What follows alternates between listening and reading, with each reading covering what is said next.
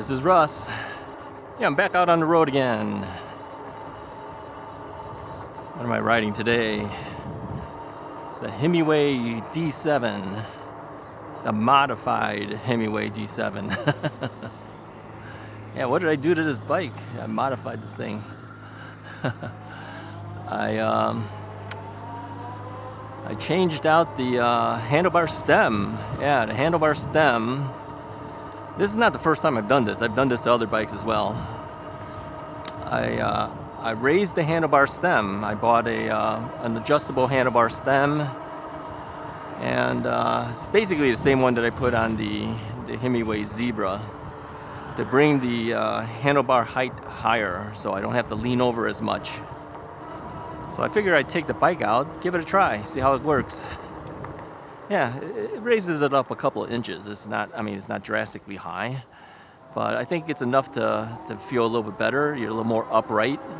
You know, if you're interested in cutting wind, and you want to be a little more aerodynamic, you might want to lean forward. But no, I didn't want to do that. I wanted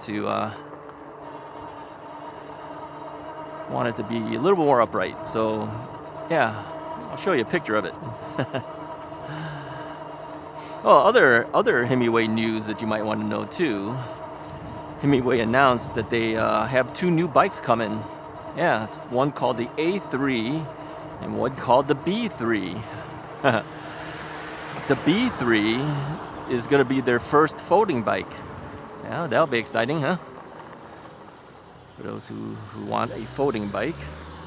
And then the A3 is a new lightweight, I should say lighter weight, cost-effective bike. Yeah, the A3 is actually heading my way. They're going to send me one for review. It's, I would say it'd be comparable to something like the Aventon, what do they call that? The 500.3 or something like that. Yeah. I think the Himiway is a little bit less expensive, but yeah, it's kind of a no-frills type of bike. And for someone who wants, you know, a basic bike that's, you know, going to be decent in terms of range and the like, Himiway's always been known as a good long-range type of bike. They went with a 500-watt motor on this one, which at first glance you might think, oh, that's underpowered. No, I don't think so. A lot of the 500-watt motors, I've had bikes with 500-watt motors, they don't do so bad, really. In fact, if anything, it saves battery power. Yeah. So I think maybe it was a smart move on their part to go to a 500-watt motor on this particular bike, since it is kind of a no-frills, longer range, more cost-effective type of bike. So we'll see, you know, when the bike actually comes in, we'll put it through its paces and see how well it does on the test. But yeah, I'm looking forward to that. Thank you, Himiway, for offering another bike to the Russ is Right channel again to check out. Yeah, I'm always excited about bikes that are not the most expensive bikes. People always feel that I'm always taking the more expensive bikes to review, but no, I'm actually looking for best value bikes too, right? Now, admittedly, it's not going to be in the like $800 ranges or anything like that, but it will be one of their more no-frills style bike. The styling looks good too. You know, I already seen a photo of it and I said, wow, looks pretty nice. We'll see how well it does. So thank you again to Himiway for that. All right, so this particular bike, I just wanted to take this out this time just to see how well it feels when this handlebar stem has been risen a little bit. Like I said, it's probably maybe 2 inches. It's not really that much. I'm looking at it, maybe 2 inches, something like that. And I can tilt it forward and lower it down if I want more, but I have it at its highest range of the tilt, because it's an adjustable handlebar stem, so you can tilt forward with it. But that wasn't the point. I wanted to go up, not forward. So I moved it to its maximum level to give me the highest range I can get on it.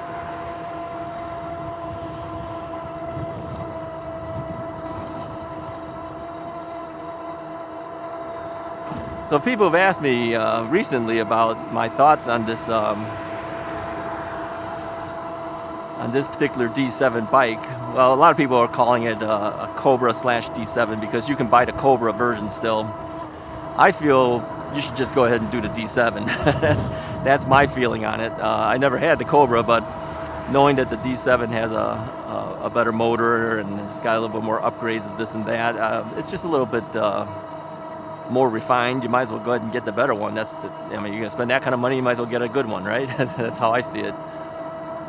And yeah, the D7 is actually pretty nice. You know, it's designed for off-road, but it doesn't mean you have to. You know, most of the time I'm riding on the streets.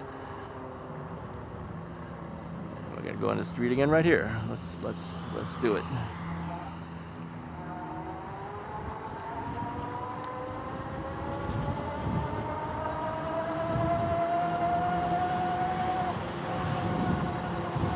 Yeah, to compete with the cars, we'll go ahead and go pedal assist level 5.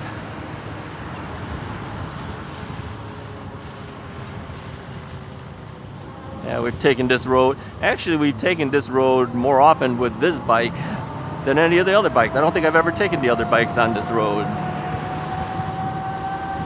This one does 40 miles an hour here. So usually if I have something going that fast, I want a bike that will at least be able to have a little bit of pep. And this one will do 28 miles an hour. Now we're not going to be as fast as the cars, but at least you compete a little bit with them. At least they don't feel like you're dragging them down if they're stuck behind you. Like there's a car behind me now that's signaling a right turn way in advance. I don't know why you want to be that far in advance, but they are.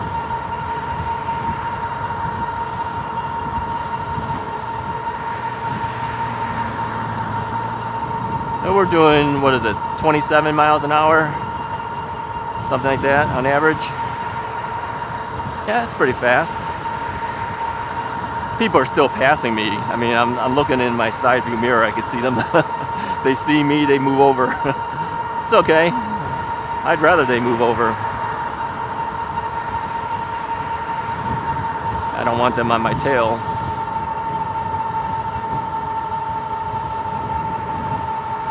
Yeah, I kind of like it. I like I mean, it's not much. 2 inches doesn't seem like much, but it's enough that I'm not leaning forward by 2 inches at least. I mean, you can get other handlebar stems that are probably taller, or some type of riser. You can make it taller, but no need. This is plenty. It wasn't so bad even with the standard stem, but I figured, hey, I might as well make it a little bit nicer. Let's take a left turn here. I'm gonna get over to the left turn lane. Put my hand out so everyone knows what I'm planning to do. Stick it out there, let them see it. They all see it. Once they see it, I don't have to stick it out any longer. You know, this is where if you had a left and right turn signal, it would be nice on the bike. But the thing is a lot of those that have it only have it on the rear tail light. They don't have it in the front. So people in the front don't know what you're gonna do. But I think they've all seen it at this point. They know I'm gonna turn. Plus we have somebody in front of us. They're gonna turn left on their thing. So they're gonna signal that light. Have a car behind me, they're going to take a left as well. I think a lot of times whenever they see a bike in the left turn lane, people are really like, why is he in the left turn lane? Well, because I'm taking a little left. They're just not used to that. They're more used to seeing people going on the intersections on the sidewalk, and then just having to do it that way. But the only problem with that is, of course, that slows you down. Why not just get into the left turn lane?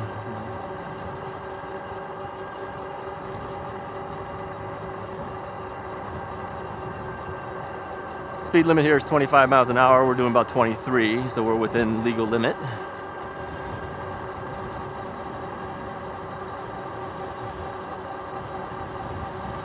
Yeah, I like it. I like it a little bit taller. Just a little bit more is enough to make it feel a little bit better for me. Sometimes that's all it takes. You know, you want to make a bike your own, you know, make a couple of modifications. This thing didn't cost that much. I bought it on Amazon. It was like $20. I think Himiway has some available too on their Himi Zone on Amazon. I just used the one that I had bought before. because I knew that the dimensions were the same. I'll try to remember to put a link in the description of the video. If you buy one of these D7s and you want to do the same thing and raise that handlebar stem, then at least you have a way to see which one I bought, and you can buy the same one and you'll know it'll fit, right? Let's go this way here. The thing is whenever you buy these things, you got to measure not only the handlebar stem's diameter, but you have to also measure the handlebar itself to make sure that the opening for the handlebar section will fit your handlebar. So with all that going on, I said, well, it's the same thing between the two bikes as far as the openings. If I buy the exact same one, then I won't have an issue, so that's why I bought it that way. I'm sure Himiway probably has a similar thing on their Himizone. Himizone is what they call their Amazon store for accessories.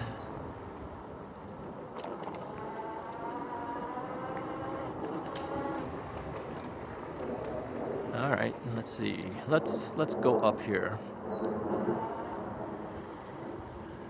Go up the hill from almost not quite a dead stop, but pretty slowed down. See, the thing is, climbing the hill is no problem for this bike. Yeah, we'll take a left. We always go right. Let's take a left.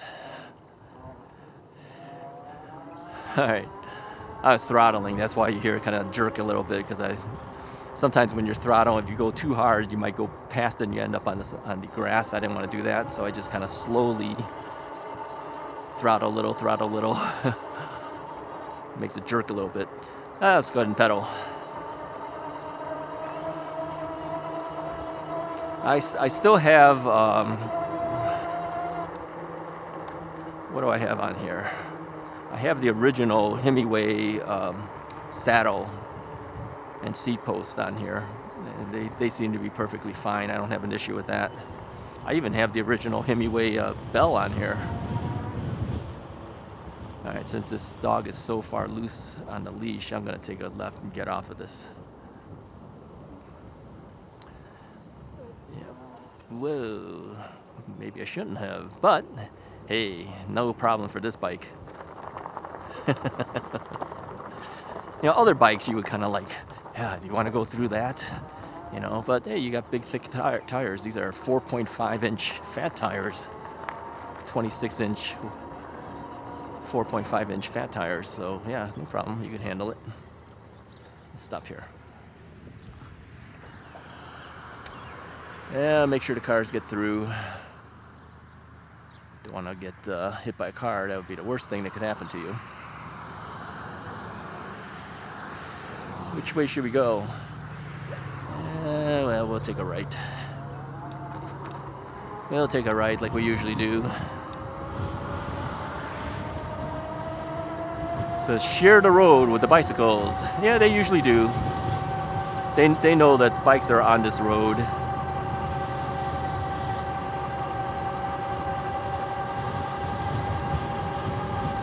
Windy, but I think the wind is really just the wind that's blowing up against me as I'm moving forward. I always look at the trees. If the trees don't move a whole lot, then I know it's really not that windy. It's just because you're moving.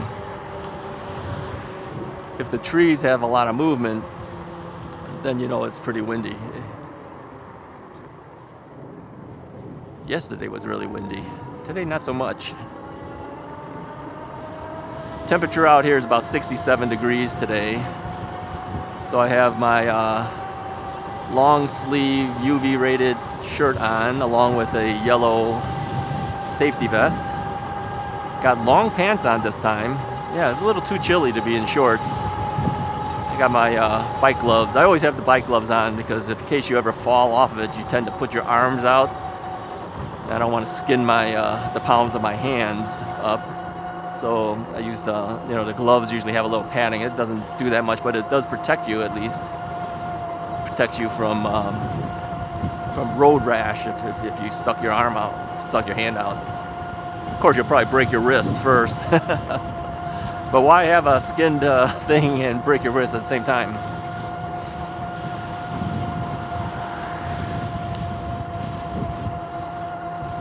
Now, because this bike does not have fenders, I usually never take this bike out if it's got any type of wetness on the pavement. I don't need that thing splashing up against me.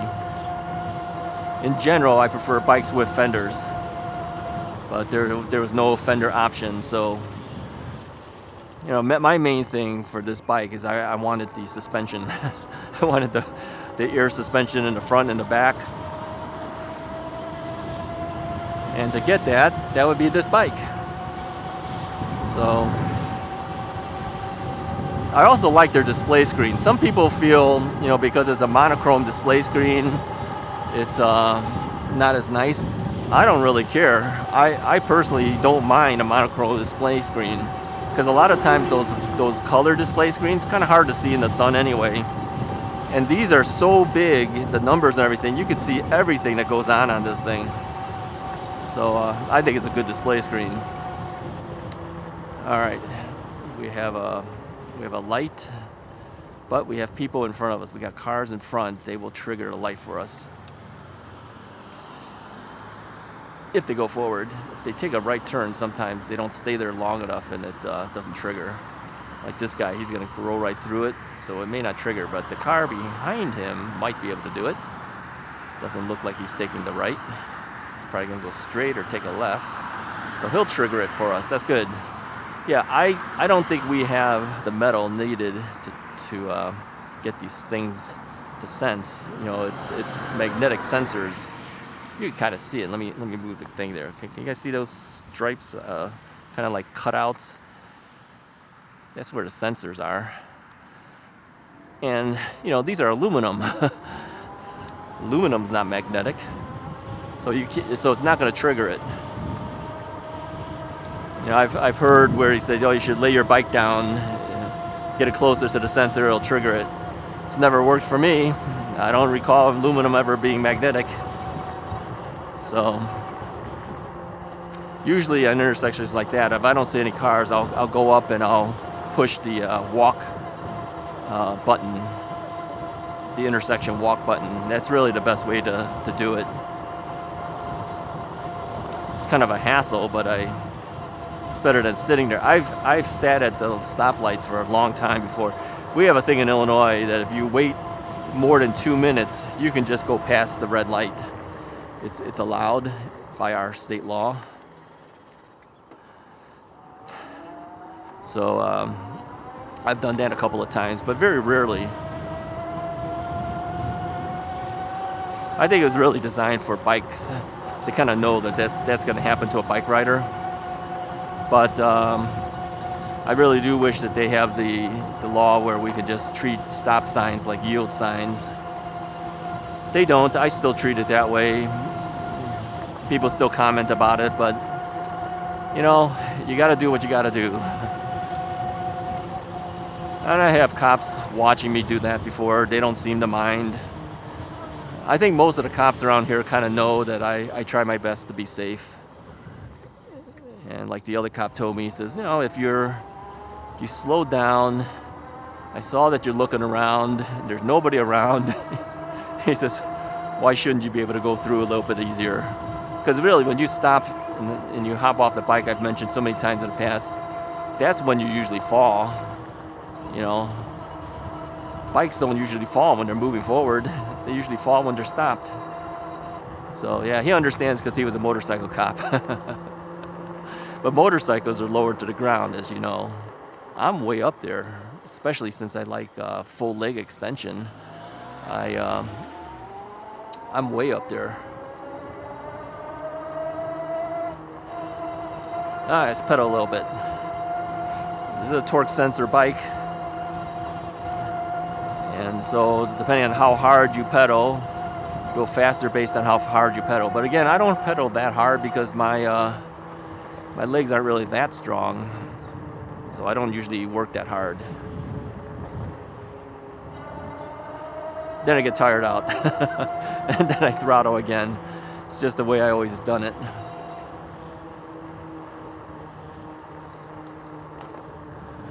Alright, that's basically all I have for you guys today. Just wanted to mention the new bikes coming from Himiway, and also to give this bike a try with the new change out on the stem. I was going to show you a photo of that. Well, let's do this. Let me just stop and show you the thing. Let me just pull over here somewhere.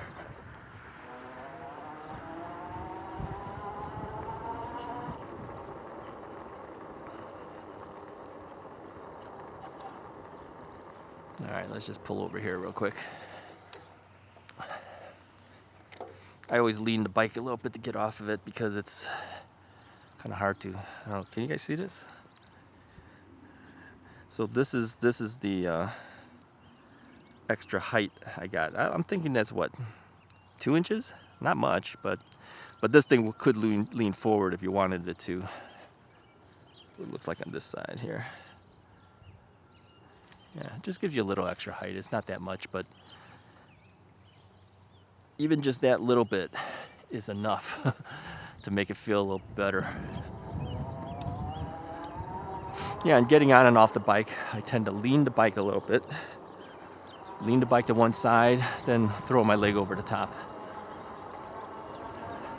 Now, if I didn't do that, I'd have to swing it way over the top because my saddle is way up there.